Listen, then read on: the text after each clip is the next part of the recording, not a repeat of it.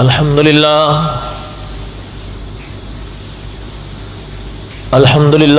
نحمده ونستعینه ونستغفره ونؤمن به ونتوکل علیہ ونعوذ باللہ من شرور انفسنا ومن سیئات اعمالنا من يهده الله فلا مضل له ومن يضلله فلا هادي له ونشهد أن لا إله إلا الله وحده لا شريك له ونشهد أن سيدنا وسندنا ومولانا محمدا عبده ورسوله أما بعد أعوذ بالله من الشيطان الرجيم بسم الله الرحمن الرحيم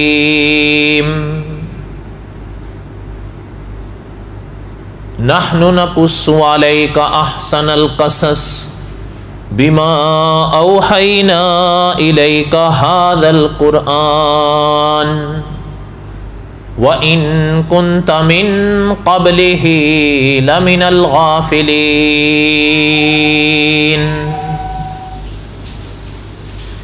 صدق الله العظيم وبلغنا رسوله النبي الكريم ونحن على ذلك لمن الشاهدين والشاكرين والحمد لله رب العالمين اللهم صل على محمد وعلى آل محمد كما صليت على إبراهيم وعلى آل إبراهيم إنك حميد مجيد اللهم بارك على محمد وعلى آل محمد كما باركت على إبراهيم وعلى آل إبراهيم إنك حميد مجيد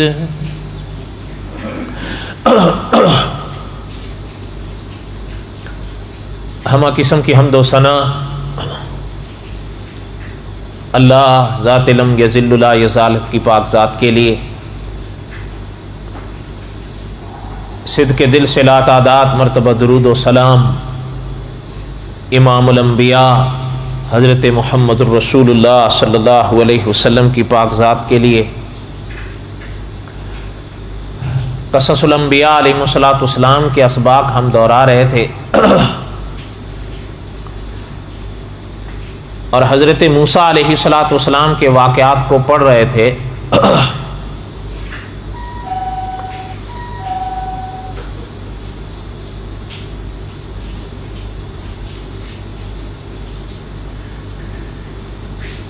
حضرت موسیٰ علیہ السلام کے واقعات ہم یہاں تک دہرائے تھے کہ اللہ کے کلیم علیہ السلام کوہ طور پر تشریف لے کر گئے تو اللہ ذوالجلال والاکرام نے ان کو نبوت بخشی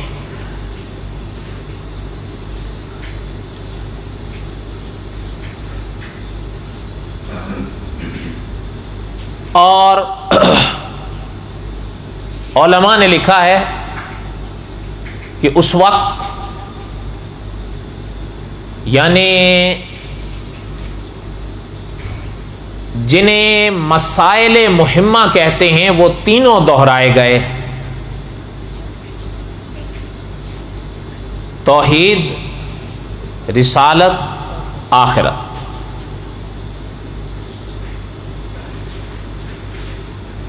اور علماء کے ہاں ایک علمی بحث ہے کہ وہ جو آواز حضرت موسیٰ علیہ السلام نے سنی آیا وہ اللہ ذو الجلال والاکرام کی طرف سے اللہ کے فرشتے کی تھی یا اللہ ذو الجلال والاکرام کی پاک ذات کی تھی؟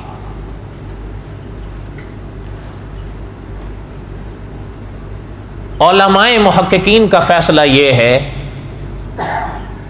کہ انی انا ربک فاخلع نعلیک انک بالواد المقدس طوی، اور اس موقع پر جو حضرت موسیٰ علیہ السلام سے گفتگو کی گئی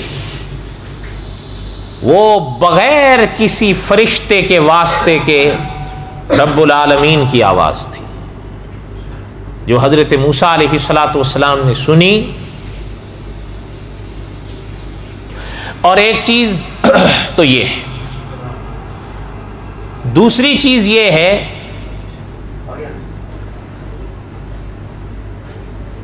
کہ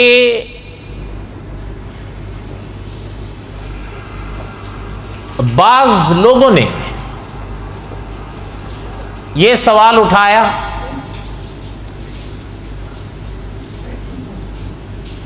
کہ حضرت موسیٰ علیہ السلام نے جو آواز سنی،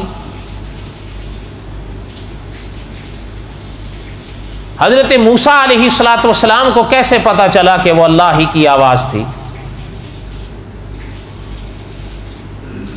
اس کا جواب انشاءاللہ ایک آدھ جمعے تک آئے گا اگر اللہ کو منظور ہوا تو۔ پہلے خلاصہ سن لیں۔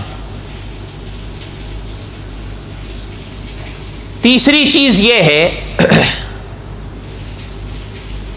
کہ علماء نے لکھا ہے کہ ذرا اس منظر کو، اس موقع کو سمجھنے کی کوشش کیجیے۔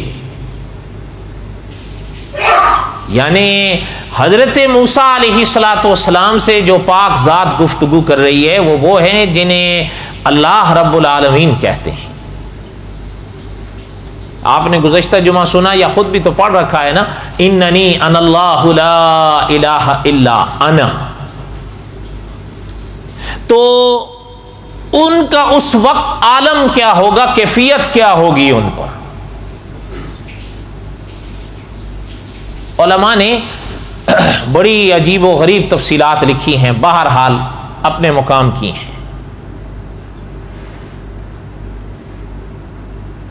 ان الساعۃ آتیۃ اکاد اخفیھا لتجزا کل نفس بما تسعی۔ یہاں تک ہم نے گزشتہ جمعہ پڑھ لیا۔ آگے اللہ ذو الجلال والاکرام نے اپنے کلیم سے فرمایا فَلَا يَصُدَّنَّكَ عَنْهَا مَن لَّا يُؤْمِنُ بِهَا وَاتَّبَعَ هَوَاهُ فَتَرْضَىٰ۔ یہ اللہ ذو الجلال والاکرام نے ارشاد فرمایا کہ ہمارے پیغمبر وہ شخص آپ کو قیامت سے غافل نہ کرنے پائے جو خود قیامت پر ایمان نہیں رکھتا۔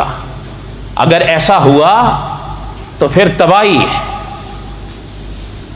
علماء مفسرین نے لکھا ہے، یاد رکھیں کہ فرمایا کہ یہ حضرت موسیٰ علیہ السلام سے کلام ہے، لیکن حضرت موسیٰ کے واسطے سے امت اور پوری دنیا کو تنبیہ ہے کہ قیامت کا انکار نہیں کرنا۔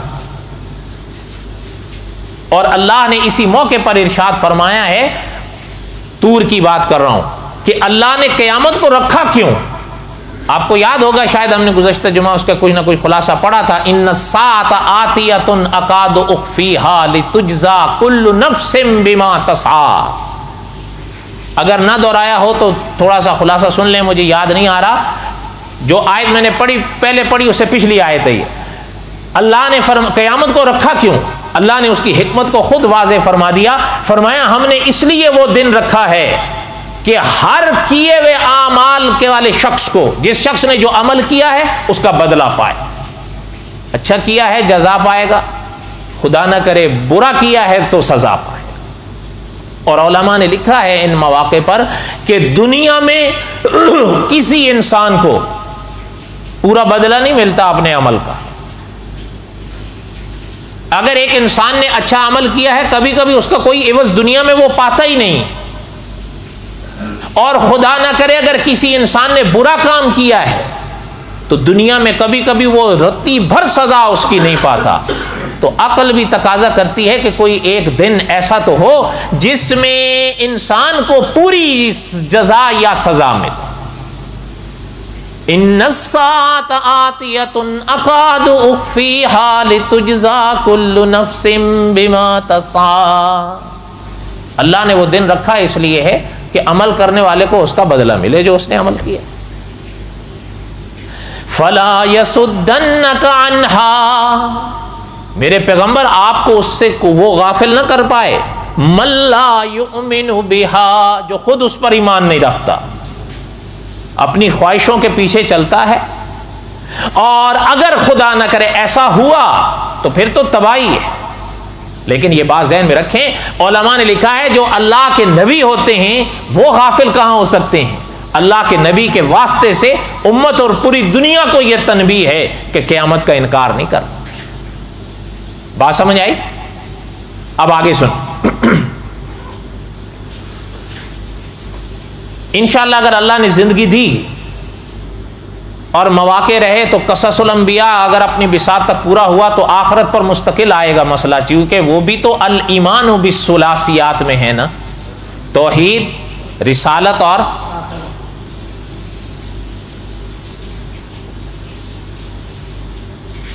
آگے سنیں. اچھا، علماء نے لکھا ہے کہ ذرا اس بات کی طرف لوٹیے جو میں نے پہلے پڑھی. اکابر نے لکھا ہے کہ ذرا یہ سمجھیں حضرت موسیٰ پر کیا عالم اس وقت چھا رہا ہوگا، اس لیے کہ بات کرنے والی کون ذات ہے ذرا ادھر دیکھیں. اور یہ بھی علماء نے لکھا ہے کہ اللہ کی جو شان ہے نا، اللہ کی شان وراء الورا ہے. حضرت موسیٰ علیہ الصلوۃ والسلام کسی ایک سمت سے اللہ کا کلام نہیں سن رہے تھے، ہر جہت سے اللہ کا کلام سن رہے تھے، جسم کے ہر حصے سے اللہ کا کلام سن رہے تھے. گویا کہ ہر طرف سے وہ آواز آ رہی ہے، اور وہ آواز ہر جہت سے اکابر نے فرمایا آ رہی تھی. وہ ایسی آواز تو ہے نہیں، لیکن یاد رکھیں کہ یہ تو وہی سمجھ سکتے تھے جو پاک ذات مخاطب تھی، اور وہی سمجھ سکتے تھے جن سے بات ہو رہی تھی. اکابر نے فرمایا کہ وہ جو ہیبت طاری تھی نا، جو جلال چھا رہا تھا حضرت کلیم پر، اس کو کم کرنے کے لیے آگے اللہ نے سوال کیا حضرت موسیٰ سے، ہے موسیٰ تیرے دائیں ہاتھ میں کیا ہے؟ حالانکہ اللہ جانتے ہیں، لیکن حکمتیں ہیں جو اللہ پوچھتے ہیں. اکابر نے کئی حکمتیں لکھی ہیں کہ اللہ نے کیوں پوچھا.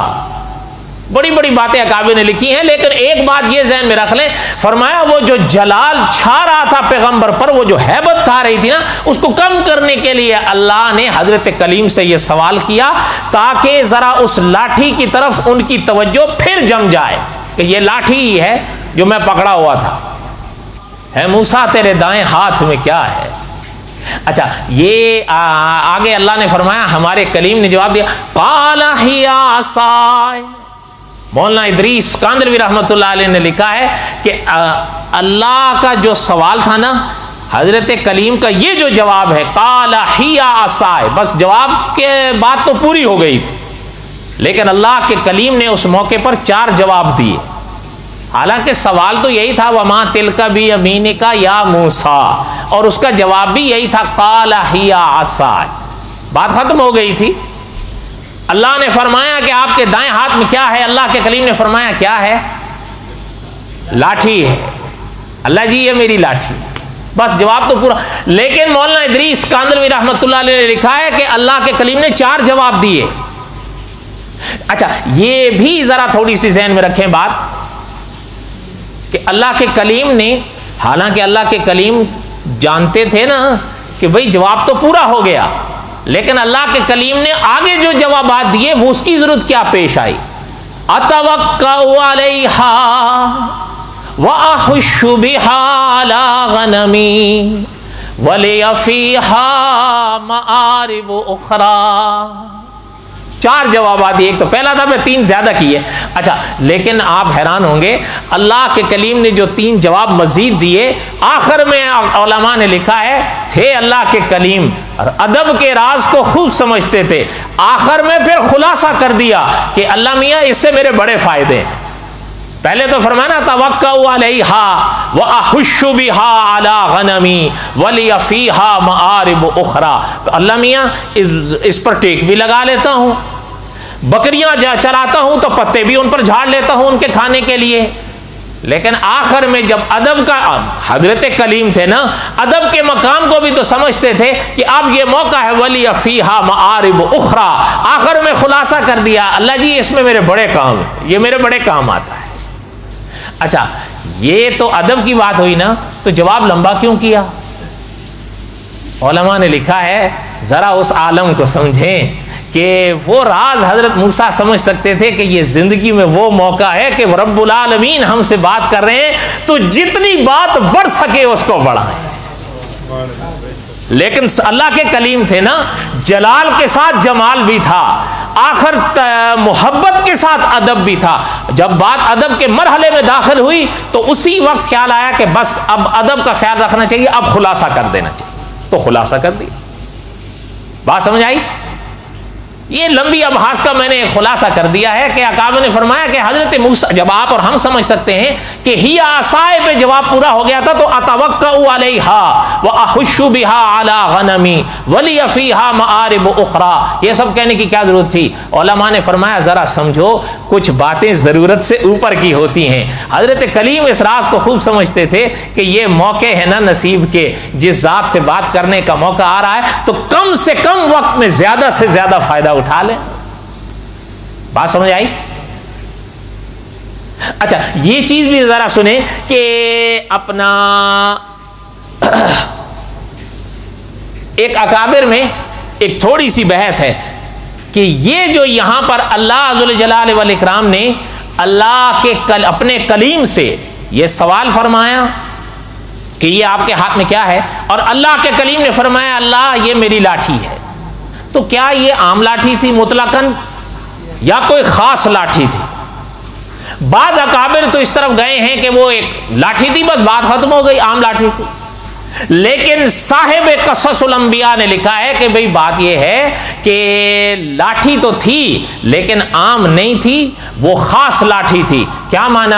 انہوں نے لکھا ہے کہ یہ لاٹھی حضرت آدم کی تھی، اور یہ حضرت آدم سے نسلاً بعد نسل خدا کے نبیوں کے ذریعے حضرت شعیب تک آئی تھی اور حضرت کے ہاں رہتی تھی. اور صاحب قصص الانبیاء نے تو آگے ایک بات دل کی بھی لکھی ہے نا، انہوں نے لکھا ہے ایسی چیزوں کو ضائع تو نہیں کیا جاتا، اس لیے کہ اللہ کے نبی حضرت آدم علیہ السلام کی لاٹھی ہو تو کوئی معمولی بات تو نہیں.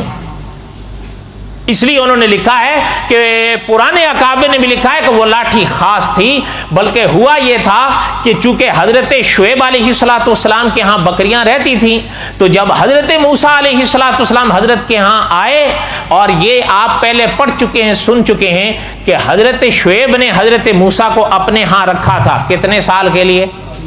8 یا اچھا، تو اس زمانے کے حوالے سے اکابر نے لکھا ہے کہ حضرت شعیب علیہ السلام نے ایک موقع آیا بکریوں کے حوالے سے، تو حضرت نے فرمایا کہ آپ جائیں، اس لیے کہ اس زمانے میں جو حضرات بکریاں چراتے تھے لاٹھی ان کی اہم ضرورت تھی، اس سے بڑے کام ہوتے تھے. حضرت شعیب نے فرمایا کہ موسیٰ آپ جا کر لاٹھی اپنے لیے لے لیں. حضرت اندر تشریف لے گئے تاکہ جب یہ بکریاں چرانے کے وقت ضرورت پڑے گی تو کوئی لاٹھی لے لوں. تو صاحب قصص الانبیاء نے لکھا ہے کہ جب حضرت اندر گئے تو کئی لاٹھیاں پڑی تھیں، تو انہوں نے آخر وہ اللہ کے کلیم تھے ایک لاٹھی پر ہاتھ رکھا، اور صاحب قصص الانبیاء لکھتے ہیں کہ پرانے اکابر نے لکھا ہے کہ اللہ کی مرضی، اللہ کا منشا تھا، حضرت کلیم کا ہاتھ اسی لاٹھی پر گیا جو حضرت آدم کی تھی، اور لے کر باہر آ گئے. حضرت شعیب نے دیکھا تو فرمایا، حضرت نے فرمایا یہ آپ نے لی ہے؟ تو صاحب قصص الانبیاء نے لکھا ہے کہ آگے حضرت شعیب نے فرمایا کہ یہ تو ہم کسی کو دیتے نہیں، لیکن آپ کا اپنا نصیبہ ہے. حضرت چپ ہو. اس لیے کہ آپ یہ پہلے پڑھ چکے ہیں کہ جب حضرت شعیب علیہ السلام نے پہلی دفعہ حضرت موسیٰ کا چہرہ دیکھا تھا تو حضرت سمجھ گئے تھے کہ یہ مستقبل میں اللہ کے رسول ہیں، اس لیے فرمایا یہ ہم کسی کو دیتے نہیں، لیکن آپ کا اپنا نصیبہ ہے تو پھر ہم کیا کہہ سکتے۔ بات سمجھ آئی؟ باقی وہ بعض حضرات کا ہے کہ نہیں بس وہ مطلقاً تھی، واللہ عالم، لیکن یہ باتیں اکابر نے، بڑے محققین اکابر نے لکھی ہیں، اور کوئی تعجب کی بات بھی نہیں، کیونکہ حقیقت تو یہی ہے، ایسی چیزیں ضائع تو نہیں کی جاتی۔ کوئی بات آپ کو بھی سمجھ میں آئی یا نہیں آئی؟ اچھا، اب اللہ نے فرمایا جب یہ بات ہو گئی نا، اب اللہ نے فرمایا قال القیہا یا موسیٰ، اے موسیٰ اس کو نیچے ڈالیں، اے موسیٰ اس کو نیچے ڈالیں۔ اچھا، فَأَلْقَاهَا، حضرت موسیٰ نے نیچے ڈال، اللہ کا حکم تھا، نیچے ڈال دیا۔ فَإِذَا هِيَ حَيَّةٌ تَسْعَىٰ، اللہ نے فرمایا وہ دوڑتا ہوا سانپ بن گئی، اس لیے کہ حکم اللہ کا تھا، اس کی حیت ہی بدل دی ہے قدرت۔ اچھا، اب بڑی بڑی باتیں ہیں اس پر، لیکن بہرحال اب ساری تو نہیں پڑھی جا سکتی، لیکن ایک بات ذہن میں رکھ لیں، اس کو کہتے ہیں معجزہ، یہ معجزہ ہے۔ اور یاد رکھیں، مجھے ایسا یاد پڑ رہا ہے کہ جب ہم نے رسالت کے ابواب پڑھے تھے تو ان میں جو نکات ہیں نا معجزے کے، وہ بھی میں نے پڑھے تھے، لیکن شاید وہ محفوظ نہیں ہے، وہ پہلے کے تھے تو وہ رہ گیا۔ اس میں نے اس میں اہل سنت والجماعت کا معجزات کے بارے میں کیا عقیدہ ہے وہ سارا میں نے سبقاً پڑھایا تھا، اب نہیں ہے۔ بس ایک موٹی سی بات اب ذہن میں رکھ لیں، علماء نے لکھا ہے قرآن پاک میں معجزات کے تذکرے ہیں خدا کے نبیوں کے، ایک بات۔ دوسری بات سنیں، مولانا ادریس کاندلوی رحمۃ اللہ علیہ نے لکھا ہے خدا کے نبیوں کے معجزات پر ایمان رکھنا یہ فرض ہے، اور آگے حضرت نے لکھا ہے کہ ان کا انکار یہ کفر ہے۔ پھر آگے حضرت نے لکھا ہے اس لیے کہ اللہ کے نبیوں کے معجزات تواتر سے ثابت ہیں، تواتر کا انکار جائز نہیں ہوتا۔ خلاصہ سمجھ میں آیا ہے؟ اگر یہ تھوڑا سا یاد کریں تو عقیدہ ختم نبوت کے موقع پر تواتر کا سارا مسئلہ میں نے 2 لفظوں میں سمجھا دیا تھا کہ تواتر کس کو کہتے ہیں۔ کچھ باتیں آپ بھی یاد رکھا کریں، اب بار بار تو نہیں ساری دہرائی جا سکتی۔ بہرحال خلاصہ یہ ہے کہ معجزات پر میں نے بھی ایمان رکھنا ہے اور آپ نے بھی۔ اگلی بات سنیں، علماء نے جہاں یہ وضاحت لکھی ہے آگے ساتھ میں یہ بات بھی لکھی ہے، اور اس کو بھی اپنے عقیدے میں رکھیں کہ معجزات یہ انبیاء کے اپنے بس کی چیزیں نہیں ہوتی، قدرت اللہ کی ہوتی ہے، انبیاء کے ہاتھوں پر ظاہر ہوتی ہے۔ یاد رکھیں انبیاء کے، ہاں یاد رکھیں اہل سنت والجماعت کا عقیدہ ہے کہ جیسے انبیاء علیہ السلام کے معجزات حق ہیں، اسی طرح اولیاء کی کرامات بھی حق ہیں۔ میں نے اور آپ نے معجزات پر بھی ایمان رکھنا ہے، کرامات پر بھی ایمان رکھنا ہے، لیکن اس تفصیل کے ساتھ رکھنا ہے کہ معجزات ہوں یا کرامات ہوں یہ اللہ کے نیک بندوں کے اپنے بس میں نہیں ہوتے، قدرت خدا کی ہوتی ہے، ان کے ہاتھوں پر ظاہر ہوتے ہیں۔ بات سمجھ آئی؟ اور بولو تو صحیح، بس یہ ہے، پھر عقیدے کو کچھ نہیں ہوگا۔ اگر اللہ معاف فرمائے میں یہ کہہ دوں کہ وہ سب کچھ حضرت موسیٰ نے خود کیا یا حضرت موسیٰ کے بس میں تھا، نہ، اگر حضرت موسیٰ کے بس میں تھا اللہ معاف فرمائے تو آگے جو تفصیلات آ رہی ہیں وہ کیا کریں گے؟ اب جیسے یہاں اللہ نے فرمایا نا کہ جیسے ہی ڈالا وہ سانپ بن گئی، ہی حیۃ تسعیٰ۔ اچھا ایک چیز یہ بھی یاد رکھیں، یہاں تو قرآن کہتا ہے ہی حیۃ تسعیٰ، قرآن ایک اور مقام پر اس سانپ کے بارے میں کہتا ہے جانن۔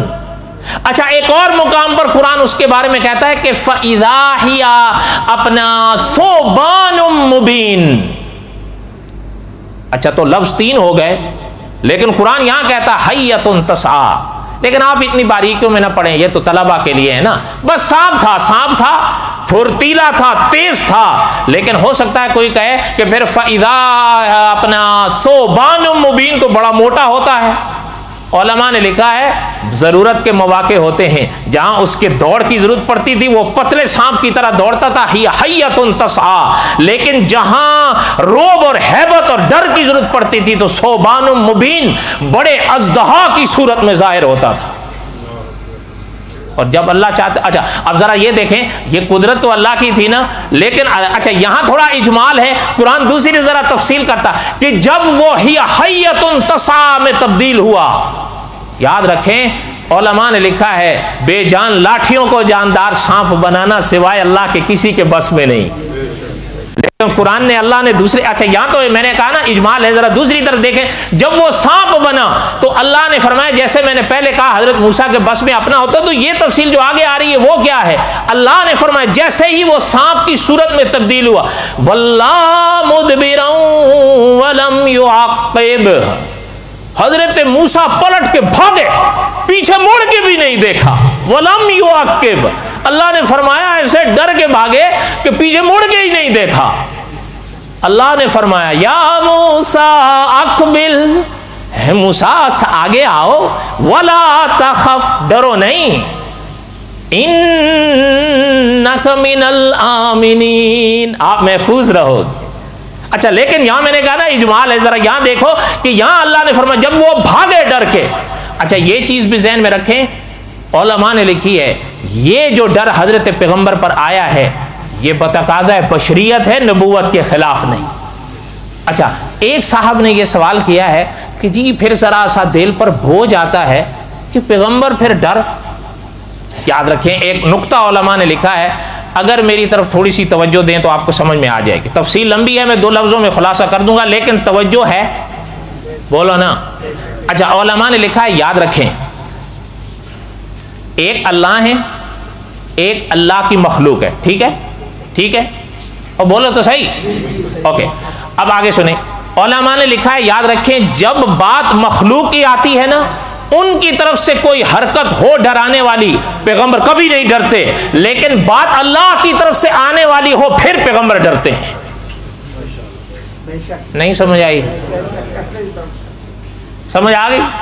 اب یہ جو لاٹھی کو سانپ بنایا ہے بندوں نے بنایا تھا، اس لیے علماء نے لکھا ہے کہ وہ اللہ نے بنایا تو وہ ڈر اللہ کی طرف سے آ رہا تھا، تو اللہ سے پیغمبر ڈرتے ہیں۔ جہاں بات مخلوق کی آتی ہے تو دیکھیں کہ آگ نمرود نے جلائی تھی، حضرت ابراہیم آنکھیں بند کر کے اس میں کود گئے، کوئی ڈر ہی نہیں تھا، بلکہ یہاں تک صاحب سیرت نے لکھا ہے کہ حضرت جبریل تک آئے کہ حضرت آپ حکم فرمائیں ہمیں آپ کا، حضرت نے فرمایا ہمیں آپ کی بھی ضرورت نہیں، اس لیے کہ وہ مخلوق کی طرف سے بات ہو رہی تھی۔ بات سمجھ آئی؟ اور بولو تو صحیح۔